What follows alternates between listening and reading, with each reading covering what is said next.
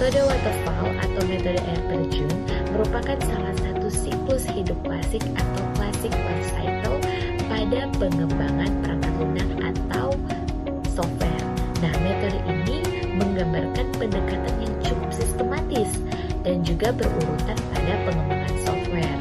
Nah, mulai dari spesifikasi kebutuhan pengguna, perencanaan, pemodelan, konstruksi, penyerahan sistem ke pengguna, serta perawatan sistem metode waterfall.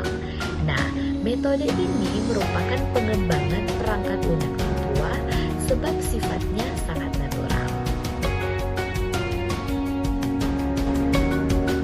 Adapun tahap waterfall, yang pertama itu ada requirement atau analisis kebutuhan. Nah, requirement ini adalah proses analisa atau pengumpulan data-data yang berkaitan dengan sistem yang akan dibuat, di mana pengumpulan data ini bisa dilakukan dengan wawancara, studi literatur, observasi, atau penelitian langsung.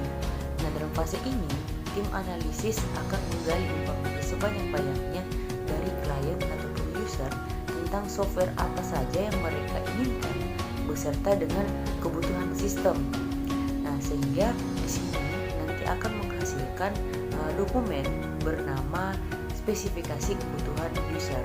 Nah, yang kedua ada desain sistem.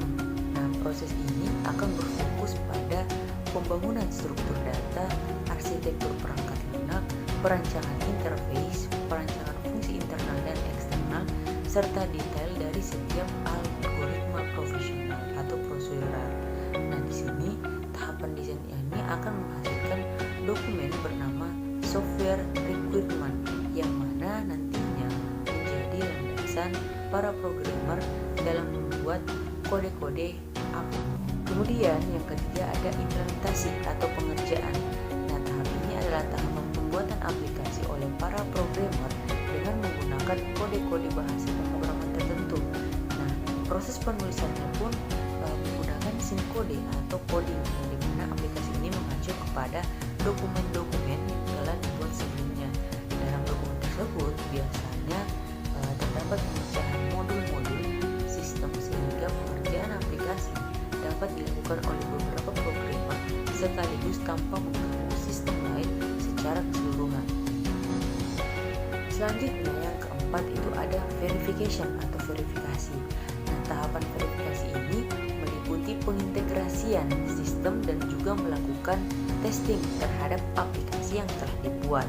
Nah, sistem akan diverifikasi untuk diuji sejauh mana kelayakannya, di mana dalam tahapan ini semua modul yang dikerjakan oleh programmer berbeda akan digabungkan dan diuji apakah telah sesuai dengan spesifikasi yang telah ditetapkan atau terdapat kesalahan atau error dalam sistem sebelum kemudian diperbaiki kembali.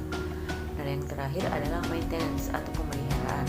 Nah, tahapan ini umumnya meliputi tahapan penginstalasian perangkat lunak dan pengujian aplikasi. Nah, maintenance ini juga adalah bentuk tanggung jawab tim pengembang untuk memastikan aplikasi dapat berjalan lancar setelah diserah terimakan kepada klien dalam periode waktu tertentu.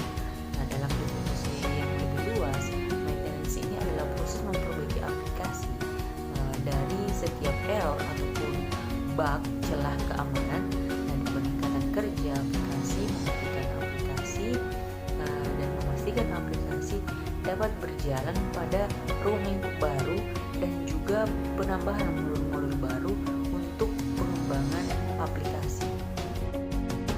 Kelebihan dan kekurangan dari metode waterfall.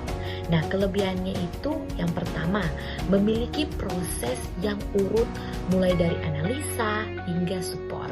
Nah, yang kedua, setiap proses memiliki spesifikasinya sendiri sehingga sebuah sistem dapat dikembangkan sesuai dengan apa yang dikehendaki atau tepat pada sasaran. Nah, dan yang ketiga, setiap proses tidak dapat saling tumpang tindih. Dan untuk kekurangannya dari metode ini, yang pertama, proses yang dilakukan cenderung panjang dan juga lama. Kedua, biaya penggunaan metode yang cenderung cukup mahal. Dan yang ketiga, membutuhkan banyak riset dan juga penelitian pendukung untuk mengembangkan sistem yang menggunakan metode waterfall.